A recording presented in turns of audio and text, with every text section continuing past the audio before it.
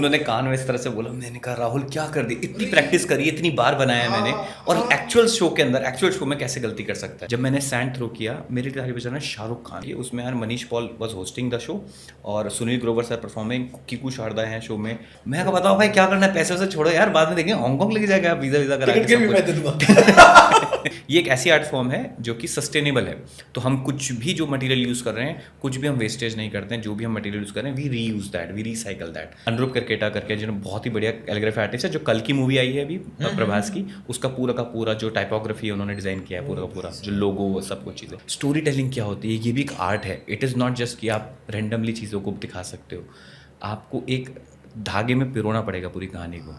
Exactly actually collection है एक हमारे पास, एक थाईलैंड के एक बीच की सैंड है, बहुत ही वाइट, बहुत ही पतले ग्रेन की सैंड आती है। ऐसी ही हमारे पास जैसलमेर की सैंड है, दुबई की सैंड है एक, वो हमने कलेक्शन किया हुआ है। और बॉम्बे आने के बाद मेरे को समझ आया कि अगर आर्ट में आपको कुछ बनना है तो there is a reason, this is the place. मैंने कहा नहीं राहुल इतना इतना पैसा मिलेगा, सोच लो एक बार। मैंने फिर पापा को बताया, और वो जो उस टाइम पे अमाउंट दे रहे थे उस समय के हिसाब से, उसने की तो मेरी जॉब भी नहीं लग रही थी पूरे महीने की। तो जो पहली बार आपने कोई बड़ा स्टूडियो देखा हो, कैमरास देखे हों, बीती जिंदगी से अच्छा गुरु या टीचर नहीं हो सकता, क्योंकि हम वर्तमान से तो वर्तमान में जीते हैं, भविष्य के लिए सपने देखते हैं, और कोई टीचर भी होता है तो वो केवल ये बताता है क्या करना चाहिए, लेकिन हमारी बीती जिंदगी हमें ये भी बताती है कि हमें क्या नहीं करना चाहिए। तो आइए अपनी बीती जिंदगी से ज्ञान लेते हुए यादों की बारात विद दिनेश सोनी शुरू करते हैं।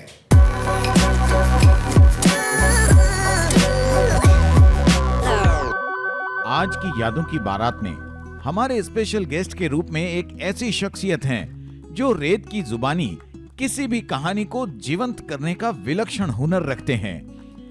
एक इंजीनियर और आईआईटी मुंबई के पूर्व छात्र जिन्होंने अपनी कॉरपोरेट नौकरी को छोड़कर अपने जुनून सैंड आर्ट को अपना प्रोफेशन चुना, तो सफलता उनके कदम चूमने लगी। India's got talent, comedy nights Bachao, IIFA awards जैसे ख्याति प्राप्त शोज के अलावा ये विश्व के लगभग 35 से अधिक देशों में हजारों की संख्या में लाइव शोज करके अपने सैंड आर्ट का जौहर दिखाकर भरपूर प्यार और प्रसिद्धि बटोरते हैं। देवियों और सज्जनों, स्वागत करते हैं internationally acclaimed sand artist Rahul Arya का। Thank you so much Dinesh भाई। इतना मैंने अपने बारे में इतनी तारीफ वैसे सुनी हुई थी कि भाई बहुत अच्छा लगा आपने मेरे को इनवाइट किया, एंड जेन्युइनली सेइंग इट, मेरे को बहुत खुशी हुई जब आपका मेरे को फ़ोन आया कि राहुल भाई ऐसे करके हमें एक पॉडकास्ट करना है, इंटरव्यू करना है। I think I am grateful कि आपने मुझे ये मौका दिया। नहीं राहुल भाई, मुझे आपके बोलने के बाद में रियलाइज़ हुआ कि मैंने शॉर्ट में निपटा दिया आपके इंट्रोडक्शन को, बट चलिए शुरू करते हैं। एक दूसरे की तारीफें तो हम ऑफ कैमरा करते रहेंगे। ऑफ कैमरा एक्चुअली में इतनी तारीफ करते नहीं तो सर राहुल आर्या, ये सैंड आर्ट जो आप करते हैं वो एग्जैक्टली है क्या, हमारे दर्शकों को बताइए। ये सैंड आर्ट में ना दो कैटेगरी होती है। एक होती है हमारी जो सैंड आर्ट स्कल्पचर होता है, जो आप बीच पे देखते हैं, बहुत जाइंट, बहुत बड़े बड़े गणपति बना रखे हैं, बहुत बड़ा, बहुत ही कमाल के आर्टिस्ट हैं, बेहतरीन आर्टिस्ट हैं हमारे भारत देश में। एंड आई थिंक जितना अभी भी नाम हुआ है उससे ज़्यादा नाम वो डिजर्व करते हैं, बहुत कम नाम हुआ है अभी भी। और दूसरी तरह की आर्ट होती है जो है सैंड आर्ट एक वीडियो फॉर्मेट में, which is called sand art animation. आप वो भी किया है आपने बीच पे या मैंने ट्राई किया था, वो बहुत ही ज़्यादा डिफिकल्ट होता है। That is very very difficult, क्योंकि उसके साथ आपको मटेरियल की समझ होनी चाहिए। तो मैंने एक चीज़ रियलाइज़ करी है कि आप 5 जगह हाथ डालने की जगह एक जगह हाथ डालो, लेकिन वहाँ मास्टरी हासिल करो। हर चीज़ को थोड़ा थोड़ा सीखने से कोई फ़ायदा नहीं है, एक चीज़ को सीखो, उसमें मास्टरी करो पहले। क्या बात है। पिछले एपिसोड में अक्षय लक्ष्मण से बात कर रहे थे और उन्होंने सेम चीज़ कही कि मैंने उनसे पूछा था कि आप मेंटलिस्ट वर्ड क्यों यूज़ करते हो, तो उन्होंने भी कहा कि जादू की भी, मैजिशियंस की भी अलग अलग विधाएं होती हैं, मेंटलिज्म, माइंड रीडिंग, ये वो, एक कॉन्जरिंग भी एक विधा होती है, वो मेंटलिज्म में है। तो उन्होंने उसी चीज़, और सेम बात आपने, क्या बात है, दो अच्छे आर्टिस्ट एक ही नज़रिए से सोचते हैं। जो सैंड आर्ट, बीच वाला जो सैंड आर्ट है, उसमें क्या फ़र्क हो जाता है? देखिए, पहले तो आपने अक्षय जी की बात करी, बहुत ही कमाल के आर्टिस्ट हैं, बहुत ही मित्र हैं हमारे, बहुत closely, and he is fantastic. जहाँ तक आपने सवाल पूछा तो उसमें फ़र्क आ जाता है कि जब एक सैंड आर्ट को एक कैनवस के ऊपर, छोटे कैनवस के ऊपर ड्रॉ करते हैं, लेकिन वो डिस्प्ले होती है लार्जर देन लाइफ स्क्रीन पर, और उसमें जब वो डिस्प्ले होती है 20 बाय 10 फुट के स्क्रीन पर, जो हमें यहाँ पे 4 बाय 2 फुट के स्क्रीन पे बना रहे थे, और वहाँ पे जब हम स्कल्पचर की बात करते हैं, वहाँ पे ब्यूटी जो है वो एंड प्रोडक्ट की है। उसका जो प्रोसेस है 3-4 दिन, कितनी आर्टिस्ट ने मेहनत करी, कितने दिन उसमें डुबोए, अपना पसीना बहाया, कितना उसमें पानी के साथ उसका पसीना मिला है, लेकिन आप वो देखते हो एंड प्रोडक्ट और आप सब फोटो खिंचवाते हो। हाँ लेकिन इन दोनों में बात है प्रोसेस की। सैंड आर्ट एनिमेशन में जो प्रोसेस होता है ना, वो इतना फाइन होता है, इतना स्मूथ होता है कि लोग उसके प्रोसेस में ज़्यादा खो जाते हैं instead more than the final product. नहीं, मैंने तो एक्सपीरियंस किया है सर, द राहुल आर्या मैंने एक्सपीरियंस किया हुआ है। चलिए सर, हम यादों की बारात शुरू करते हैं। मेरे सारे गेस्ट से पहला सवाल यही होता है कि the Rahul Arya, the sand artist, जिसको हम सब जानते हैं, इंटरनेशनली एक्लेम्ड हैं, आई थिंक ग्लोब पूरा हो गया कि थोड़े कुछ देश बाकी हैं आपके? मेरी लास्ट 36 कंट्रीज हुई हैं।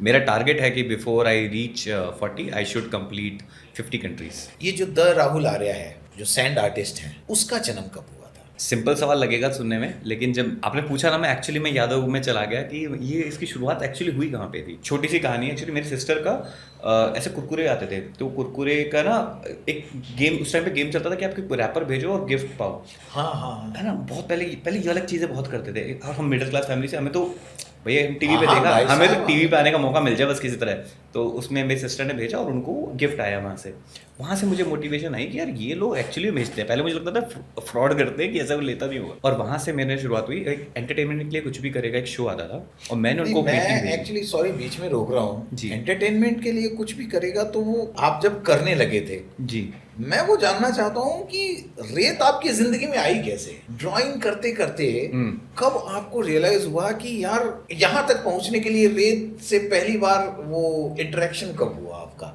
जब लगा कि हाँ यार ये मैं रेत से बनाऊंगा? आई थिंक रेत से ताल्लुकात वाला जो आपका सवाल है, उसमें मेरे को लगता है मेरा एक मित्र फ्रेंड है पीयूष जैन करके, जिसमें उन्होंने मेरे को लेके गए यमुना के बैंक्स ऑफ यमुना पे। और वहाँ पे यमुना नदी के किनारे पे से हमने मिट्टी इकट्ठी करी वहाँ पे जाके, और उसको छाना और उससे हमने कुछ बनाने की कोशिश करी। पर उस समय पे गीली मिट्टी थी, समझ नहीं आ रहा था कैसे होगा, तो उतना अच्छा फाइन काम नहीं हो पा रहा था। उसके बाद जब मैं धीरे धीरे करके और शहरों में घूमा वगैरह, तब मेरा इसमें थोड़ी और पॉलिशिंग हुई। लेकिन शुरुआत जो हुई है वो वहाँ से हुई थी कि यमुना नदी के तट की मिट्टी से हमने सबसे पहले सैंड आर्ट करी थी। यमुना माता का जो है आशीर्वाद मिल गया आपको, मतलब क्या बात है यार। तो वहां से Rahul Arya the sand artist की शुरुआत। अब आते हैं इस पे, एंटरटेनमेंट के लिए कुछ भी करेगा। हाँ, मैंने शायद बीच में 1-2 पॉइंट जंप कर दिए, तो हाँ, एंटरटेनमेंट क्योंकि मैं वो मोमेंट जानना चाहता था। जैसे एक लव स्टोरी के बारे में बात करते हैं ना, हाँ, तो यार वो हीरो हीरोइन जब पहली बार मिलते हैं और हीरो को रियलाइज होता है कि यार शी इज द गर्ल जिसके साथ मुझे लाइफ बितानी है। सर तो वो मोमेंट ही ऐसा था सर, जब मैं पहली बार देखा ना, मैं टीवी स्टूडियो के अंदर पहली बार जिंदगी में कोई घुसा है अपनी लाइफ में। मेरा बस एक सपना है किसी तरह से एक बार जिंदगी में टीवी पे आना हाय है, हाय हाय। ये मेरा सपना है। और मैं अगले दिन ट्रेन, हमारी टिकट करा दी उन्होंने टीवी शो ने, जो कि विस्क्राफ्ट बड़ा शो, बड़े कंपनी है, उन्होंने मैं टिकट दिया कि आप ऐसे ट्रेन से आइए यहाँ पे मुंबई। और मैं अगले दिन, जिस दिन मैं सपना देख रहा हूँ, अगले दिन सुबह उठा और मुझे उन्होंने बुला लिया यश राज स्टूडियो में।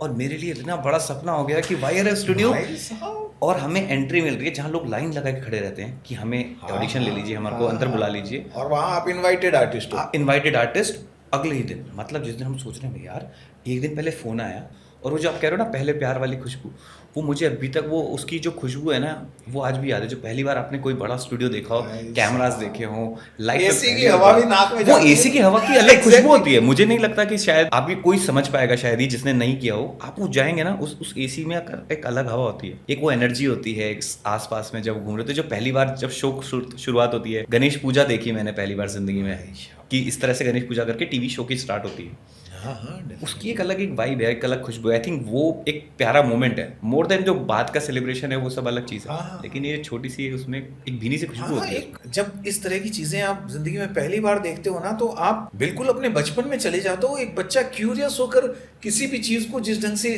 देखता है, तो आप उसी स्टेट में पहुंच जाते हो। अच्छा ये ऐसे पूजा होती है, अच्छा ये कैमरा, अच्छा और ये देखो उधर भी कैमरा लगा हुआ है। बिल्कुल सर, मिडिल क्लास का एक लड़का, आप सोचिए उसके लिए कितनी बड़ी बात है कि बम्बई आ गए वो। मतलब जब आप एंटरटेनमेंट के लिए कुछ भी करेगा में पहुंचे, तब से पहले आपने शोज करने शुरू कर दिए थे? थोड़ी सी फनी लगेगी शायद बात, लेकिन हमें चाहिए, हमें तो पॉडकास्ट में व्यूअरशिप मिलती है सर। उस दौरान शोज करने को थोड़ा सा नीचे माना जाता था कि यार ये शोज करते हैं, ये तो शोज करके पैसा कमाते हैं। तो उस समय पे हमारे जो आसपास के एरिया में माना जाता है कि ये तो शोज करके पैसा कमाते हैं। हमारे यहाँ पे माना जाता था जो आप नौकरी कर रहे हैं, नौकरी पेशा हैं, आप अफसर हैं, उसी को तवज्जो दी जाएगी, उसकी इज्जत होगी। तो अब हमें लगा यार ये तो काम हम तो नहीं करेंगे। जंप टू तो 2014 की बात है, जितना जितना हमारे को सैलरी ऑफर हुआ था साल का, उतना हम लोग 2 शोज में कमा रहे थे, लाइव शोज से। फिर हमें रियलाइज हुआ कि आर्टिस्ट तो बहुत ही कमाल की बात होती है आर्टिस्ट बनना। तो उस समय पे असल में नौकरी वालों को ज्यादा दिया जाता था कि भाई जो नौकरी कर रहा है ये तो ठीक है, भाई काम क्या अफसर है, करता है? काम क्या करते हैं। ये तो आज भी मेरे से सवाल, आज भी आप परिवार के दूसरे फंक्शन में चले जाए तो कोई पूछता है चाचा आप पेंटिंग करते हैं, सैंड आर्ट करते हैं, बहुत अच्छा, देखिए आपकी मैं आर्ट, talented और काम कहाँ करते हो। अभी तक, अब जबकि आप टचवुड बाय गॉड्स ग्रेस। नहीं नहीं सर, बने रहना चाहिए। तो फैमिली वालों को ये कन्विंस करना कितना मुश्किल रहा होगा आपके लिए कि मैं अब एक सैंड आर्टिस्ट हूँ और ये ही मेरी जिंदगी है? वो मोमेंट कैसा रहा था फैमिली में? वो थोड़ा oppose मुश्किल किए था। थे या सपोर्ट में थे या कैसे क्या? अब वही सेम चीज़ मैंने आपको जो सोच बताई कि सोच पहले ये थी कि अफसर बनना ज़्यादा उसको तवज्जो थी। तो हमारी भी कोशिश ये थी कि मैं इंजीनियरिंग बैकग्राउंड से हूँ और उसके बाद मैंने आईआईटी किया, मास्टर्स किया। उसका सोच ये थी कि अब मैं यूपीएससी और इसकी तैयारी करूँ। लेकिन मेरा वहाँ पे मेरे को फैसला लेना था कि अगर मैं इस ही रेस में रह गया तो मैं दूसरे अपनी जो आर्टिस्ट मेरा पैशन है उसमें पीछे हट जाऊँगा। तो मेरे को वहाँ पे मेरे लिए जो जो कहते हैं दुविधा वाली स्टेज आ जाती है कि अब आपको ये सब भी आपने कर लिया, अब आपको ये चूज करना है कि मेरे को अपनी जिंदगी का अपना पैशन चूज करूँ, जिसमें कि पाथ कुछ पता नहीं है। सैंड आर्टिस्ट कोई करियर तो है नहीं, कल इवेंट आएंगे नहीं आएंगे पता नहीं। यहाँ पे मेरा श्योर शॉट पाथ है, मेरे पास इंजीनियरिंग है, मेरे पास डिग्री है, एक जॉब ऑफर भी है मेरे पास। तो क्या मैं ये चूज करूँ या ये चूज करूँ? तो मैंने शायद भगवान का नाम लेके मैंने कहा मैं इस रास्ते जाता हूँ। लेकिन हालांकि स्टार्टिंग में ऑब्वियसली फैमिली वगैरह इतने ज़्यादा शायद उससे फैसले से खुश नहीं होंगे, लेकिन इवेंचुअली जाके उनको भी ये चीज़ समझ आई and they also supported me कि ये आपने ठीक किया अपनी लाइफ का पैशन फॉलो करके, कि हो सकता है इससे कम पैसा आ जाए या इससे थोड़ा कम नाम हो, लेकिन आप कल को रात को जाके खुशी से सो सकते हो कि भाई मैंने आज बढ़िया काम किया, मैंने बढ़िया पेंटिंग बनाई, मैं अपने अपने मन का राजा हूँ, जो मन करता है वो बनाता हूँ, जो मन करता है करता हूँ। शोज़ करने का मन है तो करता हूँ, मैं जेन्युइनली बता रहा हूँ। मेरा कई बार अगर मेरा नहीं भी मन है मैं नहीं भी करता हूँ शो। अच्छा। तो अब इतना तक पहुँचना था मुझे कि भाई इतना तक स्टेज तक आ जाए आप यहाँ पे। तो पहला शो कहाँ से और कैसे मिला? स्टेज शोज की बात कर रहा हूँ मैं। सो आई थिंक स्टार्टिंग में ना मेरा one of the first shows जो मुझे ऑफर हुए थे, 2 लोग का नाम लेना चाहूँगा। एक गुरप्रीत कौर सेठी करके एक बहुत फेमस है हमारी इंडस्ट्री में, और शिजनुमो, और बहुत ही ज़्यादा उन्होंने स्टार्टिंग में हमें सपोर्ट किया एंड वो काफ़ी मेमोरीज आ जाती हैं आपकी और हमारी उनसे रिलेटेड। और एक शशि बुकाड़िया भाई हैं, शशि भाई ने, और राज भानुशाली, ये 3 लोगों ने मुझे स्टार्टिंग में बहुत सपोर्ट किया। तो मेरे पास एक फ़ोन आया कि ऐसा ऐसा करके राहुल आपका हमने शो देखा है और आप काफ़ी सारे उस टाइम तक मैंने इंडियाज़ गॉट टैलेंट भी किया था और मैंने एंटरटेनमेंट भी किया था, लेकिन मैंने लाइव परफॉर्मेंसेज नहीं करी थी क्योंकि मैं ऑलरेडी कॉलेज में था सेकेंड ईयर में।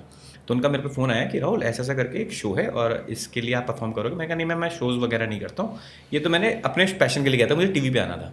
उन्होंने कहा नहीं राहुल इतना पैसा मिलेगा, सोच लो एक बार। मैंने फिर पापा को बताया और वो जो उस टाइम पे अमाउंट दे रहे थे उस समय के हिसाब से, उसने की तो मेरी जॉब भी नहीं लग रही थी पूरे महीने की। वो यकीन नहीं कर रहे कि एक बार आने का तुम्हें इतना पैसा मिलेगा, तू कॉलेज का लड़का है, तेरे को इतना पैसा मिलेगा। तो गुरप्रीत चाची ने मुझे कन्विंस किया कि एक बार आप राहुल आओ, ट्रस्ट मी इससे ज़्यादा मिलेगा आपको अगली बार। और उन्होंने मुझे बहुत सपोर्ट किया स्टार्टिंग में। और ये मैं बात कर रहा हूँ 2008 की, तब सैंड आर्ट का नामो निशान नहीं था कि आप लाइव शोज में कैसे करोगे, लोगों को पिच करना, सेल करना। तो आई थिंक उसमें राज भाई ने और शशि भाई ने और गुरप्रीत जी ने बहुत हेल्प करा है मेरे स्टार्टिंग में, खासकर ये 3 लोगों ने बहुत मुझे सपोर्ट किया है। और कई बार ऊंच नीच भी हुई है लाइव शोज़ में, बट उन्होंने हमेशा सपोर्ट किया है। और एक इवेंट मैनेजर का क्या रोल होता है ना, बहुत इंपॉर्टेंट होता है, क्योंकि वो इवेंट मैनेजर जाएगा क्लाइंट के पास, पिच करेगा और वो कन्विंस करेगा कि आप मेरे भरोसे पे आप इस आर्टिस्ट को लो। तो इवेंट मैनेजर का बहुत बड़ा रोल होता है। और अभी भी मेरे को उनकी यादें आ जाती है, उनकी बात याद आ जाती है कि उन्होंने कहा था राहुल आप करते रहो, ईमानदारी से काम करो, किसी भी क्लाइंट के लिए काम करो ईमानदारी से करो, वो बहुत ऊपर वाला देगा। फिर आपकी जर्नी यहाँ से शुरू हो गई और फिर तो नो लुकिंग बैक यार। मुंबई का सफ़र कैसे शुरू हुआ? सर उसकी बड़ी इंटरेस्टिंग कहानी है एक्चुअली वही में। तो सुनिए। मेरी एक फ्रेंड थी कॉलेज में इंजीनियरिंग में, उनको आईआईटी बॉम्बे आना था। तो आईआईटी बॉम्बे ने के पास एक कोर्स होता है जो कि मास्टर्स सिखाता है डिज़ाइन में। ओके। मैं ठहरा जो कॉलेज में आने नहीं वाला, पीछे बैक बेंचर, मुझे पता ही नहीं सब क्या चीज़ें चल रही हैं। उन्होंने मुझे आके बताया कि राहुल ऐसा ऐसा करके आईआईटी में एक कोर्स होता है, इस कोर्स से आप डिज़ाइन में मास्टर्स कर सकते हो। मैंने कहा तो आप मुझे क्यों बता रहे हैं? उन्होंने कहा कि एक्चुअली मैं ना मेरी ना बाकी तो पढ़ाई कर ली मैंने डिज़ाइन की, मुझे आप स्केचिंग सिखा दो ताकि मैं ये एग्ज़ाम में कर पाऊँ। अब उनको मैं स्केचिंग सिखाने गया और मुझे रियलाइज़ हुआ ये तो मुझे अच्छे से आता है। तो मैंने पूछा इसका फॉर्म कैसे भरा जाएगा? तो आप शायद ताज्जुब मानेंगे, और एग्ज़ाम देने गए, मैं उनकी मदद कर रहा था। और जब एग्ज़ाम का रिजल्ट आया तो उनका सिलेक्शन नहीं हुआ, मेरा सिलेक्शन हो गया। ओए भाई साहब, गुरु गुड रह गए, चिला चीनी बन गया। अब मुझे समझना है, मैं उनको पूछूं कि कैसे रिजल्ट का, क्योंकि मुझे मालूम तो है उनका कि हाँ, नहीं हो हाँ। पाया, और उनका ये मन था, उनका यहाँ आने का मन था, पूरा सपना था कि भाई ये यहाँ आना है। मेरा सिलेक्शन यहाँ पे हो गया, और सीधी सीधी बात ये थी, मुझे बॉम्बे आना था। और बॉम्बे आप कैसे आ सकते हो? आप उनको बताओगे कि मैं हीरो बनने, शाहरुख खान बनने जा रहा हूँ, तो घर वाले भाई इतना तो सपोर्ट नहीं है कि भाई एकदम से तुम हीरो बनने चले जाओगे सब कुछ छोड़ के। पर अगर आप आईआईटी करने जा रहे हो, आप पढ़ाई वढ़ाई करने जा रहे हो, तो सब लोग थोड़ा सा ठीक है लड़का पढ़ रहा है पढ़ाई की तरफ। बस एक बार आप आईआईटी आ गए, उसके बाद तो मैंने यहाँ पे इतने शोज़ करे, इतनी जगह गया, टीवी शोज़ करे, और खुदा ने भी बहुत सपोर्ट किया कि हम लोग ऐसा सोच के आ गए थे, बस बोरे बिस्तर उठा के भाई अपन बम्बे आ गए, हाँ, किसी बहाने से आ गए। और अब आईआईटी पूरा हमने कंप्लीट किया, कैलीग्राफी सीखी, डिज़ाइन सीखा, फिल्म बनाना सीखा, यहाँ नए दोस्त बनाए। मेरे रिसेंटली एक बहुत अच्छे दोस्त बने आईआईटी में, अनुरूप करकेटा करके, जिन्होंने बहुत ही बढ़िया कैलीग्राफी आर्टिस्ट है, जो कल की मूवी आई है अभी प्रभास की, उसका पूरा का पूरा जो टाइपोग्राफी है उन्होंने डिज़ाइन किया है, पूरा का पूरा जो लोगो वो सब कुछ चीज़ें। तो बहुत अच्छे लोग मिले, पता चला फिल्में कैसे बनती हैं, पता चला कि स्टोरी टेलिंग क्या होती है, ये भी एक आर्ट है। इट इज़ नॉट जस्ट कि आप रैंडमली चीज़ों को दिखा सकते हो, आपको एक धागे में पिरोना पड़ेगा पूरी कहानी को। वो चीज़ें मुझे यहाँ के सीखने को मिली। यहाँ से मेरी बम्बई की कहानी शुरू हो गई, और बॉम्बे आने के बाद मेरे को समझ आया कि अगर आर्ट में आपको कुछ बनना है तो there is a reason, this is the place. आपको मुंबई आना पड़ेगा अगर आप आर्ट में कुछ करना चाहते हो। अभी तक कितने शोज हो गए होंगे राहुल? सर मतलब कंट्रीज काउंट करता हूँ, मैंने शोज वैसे काउंट करे नहीं है, बट आई थिंक अराउंड 700-800 के प्लस फिगर होगा, एग्जैक्टली मुझे याद नहीं है। 36 एंड आई एम श्योर आपका तो 1000-1200 से ऊपर बहुत पहले हो चुका है। 5000 से ज्यादा है। मैं इन सारे मतलब जब मैं कलकत्ता में था तो वो ऐसा था ना कि सुबह शाम वाला भी मामला चल रहा था। और सर आप तो सर देवता हो सर, अरे आपने जिस तरीके से शोज निकाले हैं, मुझे याद अभी भी याद है कि एक इंसान पूरा दिन सबको एंटरटेन कर रहा है, होस्ट कर रहा है, और फिर वो तैयार होकर चेंज करके आता है, फिर दूसरा इवेंट भी परफॉर्म कर रहा है, एंड मैं यहाँ पे बस एक हाथ पे अपना एक जूस का ग्लास पकड़ा हुआ था। यार कितने लोगों में एनर्जी होती है यार। जो सैंड आर्ट एनिमेशन को बहुत अच्छे से नहीं जानते हैं या कुछ कहते हैं, ये जो सैंड आप लोग यूज़ करते हैं वो भी प्रोसेस्ड होती है या ये इट्स द सेम जो अपने बीच वगैरह पे मिलती है? नहीं सर, असल में ये भी प्रोसेस सैंड होती है, आप बीच की सैंड से नहीं कर सकते। बहुत सी चीज़ें होती हैं। असल में क्या होता है, अगर कोई भी अगर सीखना भी चाह रहा है सैंड आर्ट, तो मैं उनको भी बताता हूँ, हम लोग क्लासेस भी लेते हैं कई बार। तो मिट्टी में क्या होता है ना, अलग अलग तरह के मिक्सचर्स होते हैं। It's not only about the granules कि कितने पतले सैंड पार्टिकल्स हैं, उसमें कई बार कुछ ऐसे पार्टिकल्स होते हैं जो आपके हाथों को हार्म कर सकते हैं, स्क्रैच कर सकते हैं। हाँ, तो हम क्या करते हैं, तो हम लोग प्रोसेस क्या करते हैं, हमारे पास 5 तरह की सैंड होती है। एक बीच सैंड को भी हम कलेक्ट करते हैं, बट हम ऐसा जूहू बीच और ये सब सैंड नहीं ले सकते क्योंकि यहाँ के पार्टिकल्स बहुत मोटे होते हैं। तो हमारे पास एक्चुअली कलेक्शन है। एक हमारे पास एक थाईलैंड की एक बीच की सैंड है, बहुत ही वाइट, बहुत ही पतले ग्रेन की सैंड आती है। ऐसी हमारे पास जैसलमेर की सैंड है, दुबई की सैंड है एक, वो हमने कलेक्शन किया हुआ है। अलग अलग जगह से हम कहीं भी जाते हैं, मौका लगता है, खासकर डेजर्टेड एरियाज के अंदर, तो डेजर्ट की sand is the best sand ever. वो इतनी फाइन ग्रेन होती है ना, 1 mm 0.1 mm थिक होती है, एंड उसको अगर आप ऐसा फ्लो में बहाएंगे ना तो एक पतले पतले पार्टिकल हो जाएंगे। तो बेसिकली सैंड है क्या, जब आप सैंड को थ्रो करते हैं कैनवस पे, तो वो एक पार्टिकल फॉर्म ऐसा बना लेती है कि एक एक मिट्टी एक पिक्सल की तरह आती है। और जितने बारीक पिक्सल्स होंगे ना, बस सर, जितना बारीक आपका पिक्सल होगा उतनी डिटेल होगी। तो हमारे पास बहुत बारीक सैंड का कलेक्शन है पूरा, अलग अलग तरह का, अलग अलग एरिया का। तो और उसमें कलर्स भी वेरी करते हैं कि एक डेजर्ट की सैंड होती है वो माइन्यूट ब्राउन होती है, दुबई वाली सैंड बहुत ज़्यादा डार्क ब्राउन होती है। तो हम हर तरह की सैंड को यूज़ करते हैं। एंड रिसेंटली मैंने एक्चुअली हम लोग हानले गए थे लद्दाख ट्रिप पे, तो लद्दाख भी एक डेजर्टेड एरिया है, कई लोगों को शायद नहीं पता होगा। तो लद्दाख में भी एक पूरा डेजर्टेड एरिया है हानले, वहाँ से हम लोग बहुत सारी मिट्टी कलेक्ट करके लेके आए थे, जिससे हम सैंड आर्ट करते हैं। अच्छा, ये कलेक्ट करके लेके आए थे, मतलब आप जो सैंड यूज करते हो वो आप लोग कलेक्ट करते हो या ऑनलाइन मतलब बाजार से खरीदते हो, ये क्या है? अरे सर, काश ऐसा इजीली मिल सकती है हमारी सैंड, पर ऐसा मिलती नहीं है। ये सब हम प्रोसेस करते हैं, फिर उसको रिंस करते हैं, छानते हैं, उसको धूप में सुखाया जाता है बाकायदा। और मुंबई में धूप में सुखाना बहुत बड़ा टास्क है। दिल्ली वाले के लिए इतना इजी नहीं लगेगा, लेकिन मुंबई में बहुत मुश्किल, मुंबई में तो बहुत मुश्किल होता है कि अपने उसको सैंड को सुखा के करना। एंड हमारे साथ एक और अच्छी बात है, और अगर क्लाइंट्स कुछ सुन रहे हैं तो, क्योंकि हमारी जो आर्ट फॉर्म है, it's one of the best sand art, क्योंकि ये एक ऐसी आर्ट फॉर्म है जो कि सस्टेनेबल है। तो हम कुछ भी जो मटेरियल यूज़ कर रहे हैं, कुछ भी हम वेस्टेज नहीं करते हैं। जो भी हम मटेरियल यूज़ कर रहे हैं, we reuse that, we recycle that. तो सैंड ऐसा एक मटेरियल है, सैंड आर्ट, जिसको हम लोग कुछ भी चीज़ वेस्ट में नहीं जाता है। हमने एक इवेंट किया, ऐसा नहीं वो हम फेंक देंगे, we try to recycle, reuse that. यार ये तो बड़ी मेहनत, मतलब आप कलेक्ट करके लाते हो, उसे प्रोसेस करते हो और अलग अलग कलर भी करते हो, कलर। जी जी जी, हमने एक कैंपेन किया था स्टार प्लस के लिए, जिसके अंदर हमने एक कृष्णा का एक शो आता था और राधा कृष्ण करके, तो उस पे हमने पूरा का पूरा जो उसका कैंपेन था, जो उसका प्रमोशन सॉन्ग है, जो टाइटल सॉन्ग है, वो मैंने ही पूरा डायरेक्ट किया था। सो मैंने उनका पूरा टाइटल सॉन्ग बनाया था, that was in coloured sand. Coloured sand में होना का पर्पस ये था क्योंकि आप कृष्ण को दिखा रहे हो, राधा को दिखा रहे हो, होली और दिखा रंग रहे ना हो हो। और रंग ना हो। हाय हाय हाय। और उन्होंने कहा कि सैंड आर्ट करनी है। मैंने कहा सर अगर आप इसमें सैंड आर्ट करवाते हैं, थोड़ा सा बजट थोड़ा सा बढ़ाना पड़ेगा, लेकिन हम करेंगे तो कलर में करेंगे। और फिर जो उसमें जो कलर आया, जो लोगों ने इतनी तारीफ करी, बहुत पसंद किया उसको शो प्रोमो को, तो वो पूरा का पूरा हमने स्टार प्लस के लिए कलर्ड सैंड से किया था। वहाँ से हमारी कलर्ड सैंड की स्टार्ट हुई थी जर्नी, क्योंकि कलर्ड सैंड के लिए प्रोसेस थोड़ा सा डिफिकल्ट हो जाता है, उसको हम रिसाइकल करना बहुत मुश्किल होता है क्योंकि कलर्स मिक्स हो जाते हैं। हाँ हाँ, वो तो दो कलर मिल गए तो फिर एक एक दाने तो आप चुन लो, फिर जिंदगी बीत जाएगी। जी जी जी।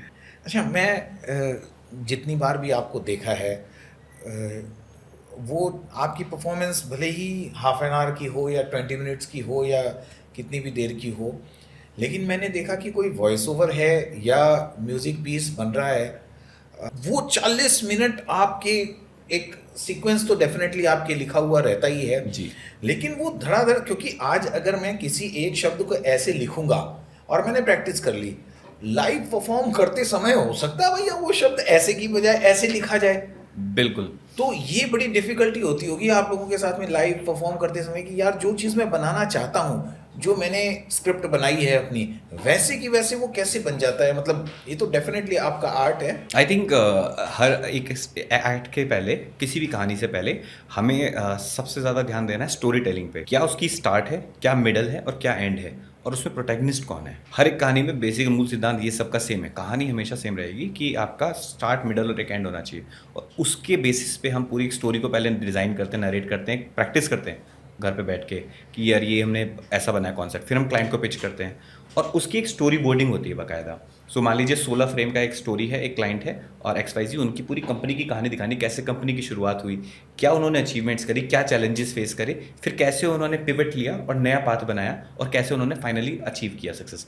ये कहानी मुझे दिखानी है मिट्टी में, और उनको तो लगे 25 साल करने में, और मेरे पास उन्होंने कहा कि राहुल 15 मिनट के अंदर पूरा करके 15 दिखाना मिनट के है। अंदर तो पूरी। अब हमारे को क्या चार टास्क है कि 15 मिनट के अंदर हर एक मिनट में एक एक फेज दिखा दें उसका, तो छोटा छोटा फेज दिखा दें कैसे कैसे उन्होंने अचीव किया, और ये पूरी कहानी को हम बनाते हैं और उसके लिए वॉइस ओवर रहता है।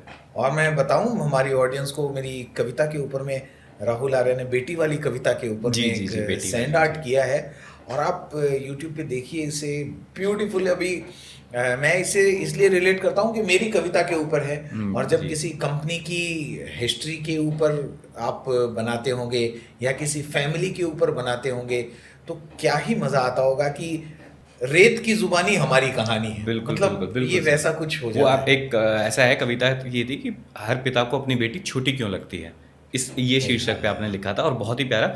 और अगर आपको याद हो तो आपसे पहले, पिच से पहले मैंने आपको पूछा था कि सर आपकी पेज बहुत अच्छी पोएम लिखी है, आपने बहुत अच्छा किया है, क्या मैं इस पे कुछ स्टैंड आउट कर सकता हूँ, क्योंकि जो आपने लिखा है ना, वो बात आई थिंक जिन्होंने भी सुनी है, वो जिन्होंने भी यूट्यूब वीडियो देखा है, तो they can relate to it. बहुत ही प्यारे लिखी है आपने, और ऐसा नहीं कि हम लोग बैठे तो अपनी एक हाँ, दूसरे हाँ, भाई भाई एक की दूसरे तारीफ की, कर हाँ, रहे नहीं, हैं, तो definitely, लेकिन definitely। वो सच में आपने बहुत अच्छा लिखा है। एंड आई थिंक ऐसी ही चीज़ों से हम लोग कोशिश करते हैं कि वर्ड आपने बता दी, कहानी आपने बता दी, लेकिन उसके विजुअल्स क्या हो सकते हैं। Yes। वहाँ पे मैंने कहा कि चलो विजुअल्स में मैं ज़्यादा मेरे को लगता है मेरा तजुर्बा है, तो मैं विजुअल्स में मैं खेल लेता हूँ, लेकिन जो स्क्रिप्ट है, वॉइस ओवर है, वो आप ही का रहना चाहिए, कहानी जो है आप ही की रहनी चाहिए। हाँ, आपकी जिंदगी का सबसे फनी शो, अब या तो फनी हो सकता है या ऑकवर्ड हो सकता है कि अरे भाई साहब ये क्या हो गया। अरे ऑकवर्ड का पूछो मत सर। ऑकवर्ड ऑकवर्ड के तो बहुत सारे किस्से हैं सर। सबसे ऑकवर्ड ना, हमने ना, अरे शिट, पता नहीं बताना चाहिए कि नहीं बताना चाहिए। बता तो, आज तो मतलब बारात तो गुजर जाने दो। तो असल में ऑकवर्ड बहुत ही ज़्यादा ऑकवर्ड हो गया था कि हम लोग का ना एक शो था, हम लोग को इनवाइट किया गया, और राज बनोशाली, कुडोज टू हिम, उनका ब्लैक हैट टैलेंट करके कंपनी है, एंड बहुत सपोर्टिव है, उन्होंने मुझे बहुत शोज दिए।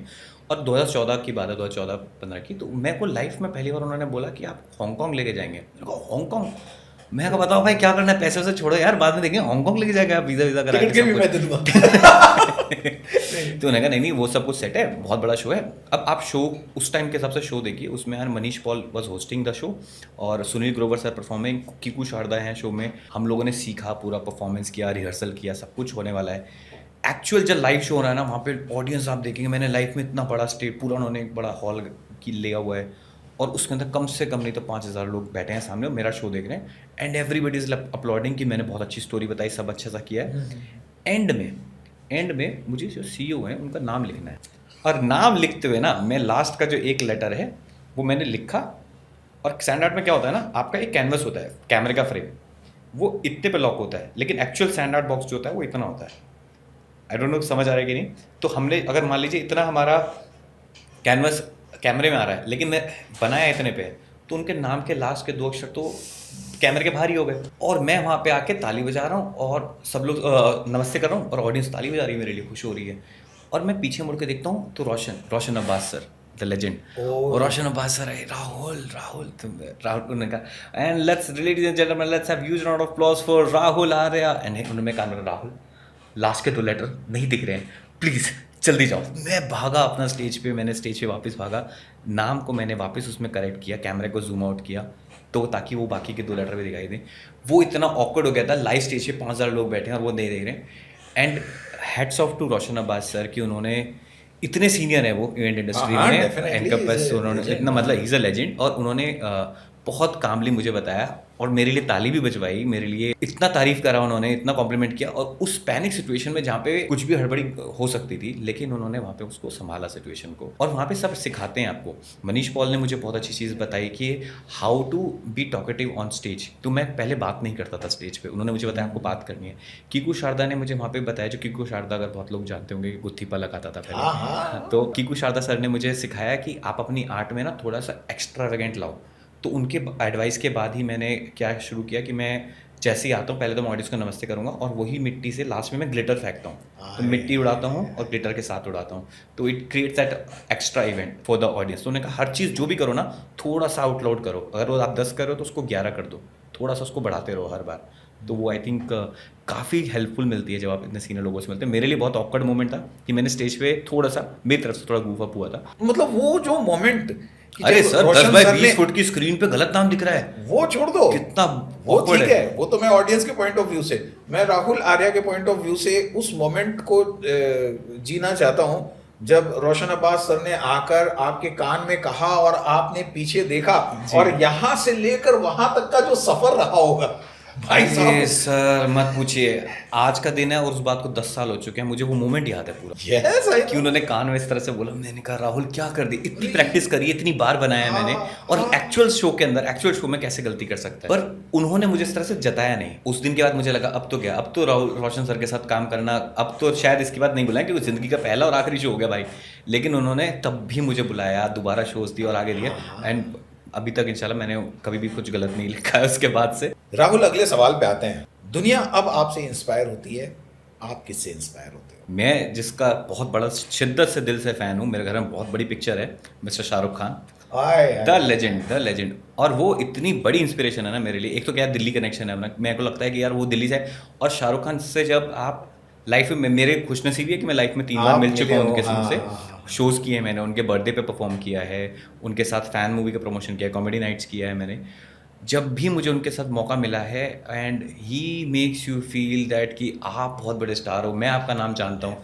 और उन्होंने इंट्रोड्यूस किया कि अरे हाँ मेरे लिए फिल्म बनाया था ना राहुल आर्या ने, मेरे नाम से ट्वीट किया उन्होंने। तो वो इंसान इतना ज़्यादा आपको हीरोज़ जैसा फील कराएगा ना, तो मुझे लगता है कि मतलब इनके से शब्द कम पड़ जाते हैं कि शाहरुख खान की तारीफ में आप क्या बोल दोगे यार, पूरी इंडस्ट्री सब तारीफ करते हैं।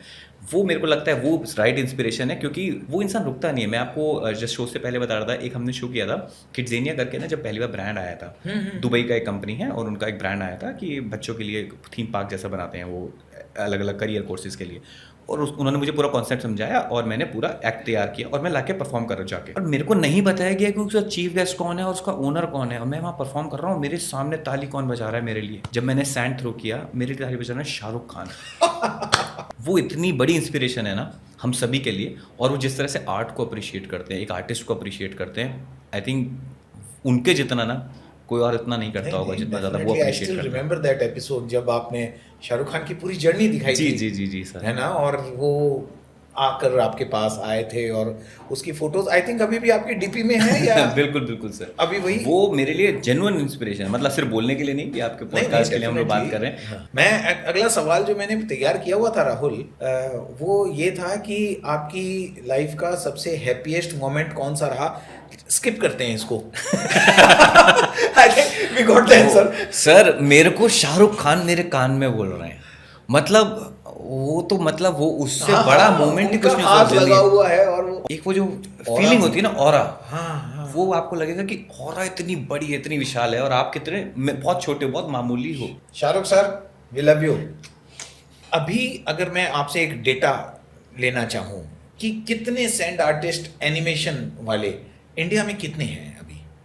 देखिए मेरे हिसाब से आर्टिस्ट तो बहुत सारे होंगे जो आर्ट करते हैं, लेकिन जो प्रोफेशनली सैंड आर्ट में आप पूछेंगे मेरे से तो मेरे हिसाब से 3 सैंड आर्टिस्ट हैं जो अच्छा कर रहे हैं इस इंडस्ट्री में, एंड माशाल्लाह बहुत अच्छा कर रहे हैं, बहुत अच्छा काम कर रहे हैं और हम एक दूसरे को जानते हैं, बातचीत भी करते हैं। कई बार शोज़ भी होता है तो हम लोग भी आपस में एक दूसरे का नंबर फॉरवर्ड कर देते हैं क्लाइंट को, अगर हम लोग किसी दिन बिजी हो या सामने वाला बिजी है तो हमारा नंबर फॉरवर्ड कर देता है। तो आई थिंक आर्टिस्ट बहुत सारे, लेकिन अभी जो प्रोफेशनल लेवल पे जो Professional level पे जो प्रोफेशनल और लेवल पे अच्छे वो level मेरे पे ख्याल काम से कर 3 रहे हैं। आर्टिस्ट हैं जो बहुत अच्छा काम कर रहे हैं और मोर पावर टू देम, और बहुत अच्छा आर्ट वर्क बना कर रहे हैं। इसका मतलब तो ये हो गया कि मतलब ये एरिया बहुत बड़ा है और सप्लाई बहुत कम है अभी। जो पेंटिंग अच्छा करते हैं, ड्राइंग अच्छी करते हैं, वो अगर सैंड आर्टिस्ट बनना चाहें, सैंड आर्टिस्ट एनिमेशन में अपना करियर बनाना चाहें, तो उनके लिए क्या एडवाइस रहेगी आपकी? इसके लिए एक्चुअली हमने जेनुअनली हमें पहले कंसर्न था तो हमने ना एक डी सोर्स करके वेबसाइट है, डी सोर्स जो IIT बॉम्बे की वेबसाइट है, तो कभी कभी फेलोशिप के लिए मैं भी वहाँ पे जाता हूँ, तो हमने एक कोर्स बनाया था बाकायदा कि सैंड आर्ट करी कैसे जाए। तो अगर कोई सीखना चाहता है तो हमने इसके लिए फ्रीली अवेलेबल करा रखा था ये कोर्स, तो आप अभी भी जा सकते हैं गूगल पे D source IIT Bombay sand art लिखेंगे तो आपको मिल जाएगा, सैंड आर्टिस्ट राहुल आर्य लिखेंगे तो आपको मिल जाएगा कि कैसे वो सीख सकते हैं, बेसिक्स क्या होते हैं सैंड आर्ट के। लेकिन हर चीज़ का ना मूल सिद्धांत वही है, अगर आपको म्यूज़िक सीखना है तो आपको सारेगामा सीखना पड़ेगा। आप इंस्ट्रूमेंट से सीधा से नहीं सीख सकते। तो इसी तरह से आपको सबसे पहले अपनी स्केचिंग और आर्ट स्ट्रॉन्ग बनानी है। और मेरे पास कई बार बच्चों के मैसेज आते हैं इंस्टाग्राम पे भी, फेसबुक पे भी, कि मुझे भैया इस फील्ड में जाना है, मैं आर्ट करना है और मुझे इंजीनियरिंग या पढ़ाई में इंटरेस्ट नहीं आता, लेकिन मैं ड्राइंग बहुत अच्छी बनाता हूँ। तो मैं उनको हमेशा कहता हूँ कि आप अपनी स्केचिंग को और स्ट्रॉन्ग बनाओ। किस तरह से आप स्केचिंग और पेंटिंग स्ट्रॉन्ग बना सकते हो, ये सब जो भी मीडियम होगा ना, आप लाइव पेंटिंग करते हो, आप सैंड आर्ट करते हो, लाइव आर्ट करते हो, यूवी आर्ट करते हो, अलग अलग तरह की पेंटिंग्स बनाते हो, इस सब का मूल सिद्धांत यही है कि आपकी स्केचिंग अच्छी होनी चाहिए। आप पेन पेपर से कितना अच्छा बना सकते हो, उसके बाद ये सब स्टेजेस आ जाती हैं। तो आज भी कई बच्चे पूछते हैं कि यार AI आने वाला है तो हम क्यों सीखे डिज़ाइन, AI पे तो कुछ भी लिख दो वो तुरंत प्रॉम्प्ट बना देता है। आई नो काफ़ी जगह AI आने वाला है और आने वाले टाइम पे AI बहुत एडवांस हो जाएगा, तो use it for your advantage, कि जो आपकी विजन है, आपकी इमेजिनेशन है, वो आप सही से पोर्ट्रे नहीं कर पा रहे, आप वो से समझ लो, लेकिन उसको बनाओ आप अपने तरीके से। आने वाले टाइम पे क्या होगा ना, AI इतना ज़्यादा सैचुरेटेड हो जाएगा कि सबको रियल आर्ट वर्क चाहिए होगा, कि रियल पेंटर ने बनाया, रियल आर्टिस्ट ने बनाया, हैंडमेड है। जैसे आज कहते हैं ना हैंडमेड ऑर्गेनिक की जो वैल्यू है, तो वो ऑर्गेनिक आर्ट की आने वाले टाइम पे और भी ज़्यादा वैल्यू बढ़ेगी जितना AI और ज़्यादा एडवांस होगा। आपके सामने कोई आर्टिस्ट लाइव पेंटिंग बना रहा है या आपके सामने कोई लाइव आर्टिस्ट ड्रॉ कर रहा है, आज भी मेरा बहुत अच्छा फ्रेंड है, बहुत अच्छा आर्टिस्ट है विलास नायक, वो आज भी जब लाइव पेंटिंग बनाता है तो वो जो चीज़ बना रहा है लाइव पेंटिंग में, या लेट्स से राहुल आर्य आज एक सैंड आर्ट कर रहा है लाइव ऑडियंस के लिए, तो वो जो चीज़ देखने में आती है ना, ऑडियंस को सामने दिखता है, वो AI कभी वो छीन नहीं पाएगा आपसे। नहीं पाएगा। तो आपका क्राफ्ट में इतनी पकड़ होनी चाहिए कि AI या इन सब चीज़ों से आप इनसे बिल्कुल ना डरें, आप अपनी स्केचिंग स्ट्रॉन्ग बनाइए। आई थिंक थोड़ा लंबा आंसर हो गया, नहीं, बट बच्चों के लिए बहुत मैं ज़रूरी है कि वो अपनी आर्ट और स्केचिंग पे ज़्यादा काम करें, और वो उससे कैसे इवेंचुअली आगे बढ़ाना है वो धीरे धीरे करके आपको कला ही आपको बता देगी। भाई अगर राहुल आर्या हमारे साथ में बैठे हों और हम लाइव डेमो अगर उनके क्राफ्ट का न देखें तो फिर मज़ा नहीं आएगा, मेरे मन में कसर रह जाएगी और हमारी ऑडियंस तो वैसे भी गालियाँ देगी कि भैया राहुल आर्या आए थे तो कुछ तो हमें दिखाना पड़ेगा सर। Thank you. कुछ अभी हमारी ऑडियंस के लिए। अच्छा, देखिए सैंड आर्ट तो करना थोड़ा सा मुश्किल हो जाएगा, मैं हालांकि हम कुछ वीडियोस आपके साथ ज़रूर साझा करेंगे, और जो हमने खास आर्ट वर्क्स बनाए हैं रिसेंटली। अगर आपके पास कोई वाइट बोर्ड या कुछ पेन है तो हम लोग क्या कर सकते हैं, तो हम कुछ एक ऐसी जैसे गेम खेल सकते हैं ड्राइंग का, just to make it interesting. Can we have that white board please? तो चलिए राहुल, व्हाइट बोर्ड हमारे पास है, क्या करेंगे? ओके, सो स्टैंडर्ड का कैनवस नहीं है, तो हमने कोशिश किया है, चलो हम लोग एक ना गेम खेलते हैं which is called white board पे हम लोग वर्ड से, एक अल्फ़ाबेट से कुछ एक आर्ट वर्क बनाते हैं। ओके। मुझे आपसे नहीं पता ना, मैंने आपसे पहले बात करी इससे रिलेटेड। आप कुछ भी जो भी आपको लेट्स से कॉल इट, आपका नेम का फर्स्ट लेटर आप इस पे बस एक बनाएंगे। मुझे नहीं पता आप कैसा बनाएंगे। मैं बनाऊं? जी जी, एक बस एक लेटर लिखिए। इस डायरेक्शन में बनाना है, इस अभी आप अपने हिसाब से बनाइए और उसको Okay. I just try to create an art work from it. कोशिश हमारी ये रहेगी उस अल्फ़ाबेट से हम क्या आर्ट वर्क निकाल सकते हैं। ओके। तो पहले आपके नाम का पहला लेटर। तो मैं डी लिखता हूँ। बिल्कुल बिल्कुल।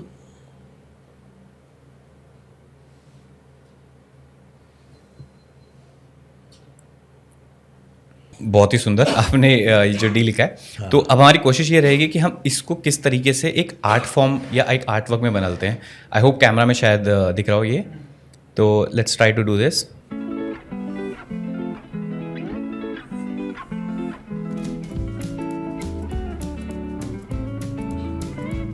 तो इस तरीके से किसी भी लेटर से हम एक आर्ट वर्क निकाल सकते हैं। और कई बार लोगों को ये ढूंढना मुश्किल हो जाता है कि मैंने लेटर लिखा क्या था, वो कहाँ चला गया। आपने गणपति जी बना दिए।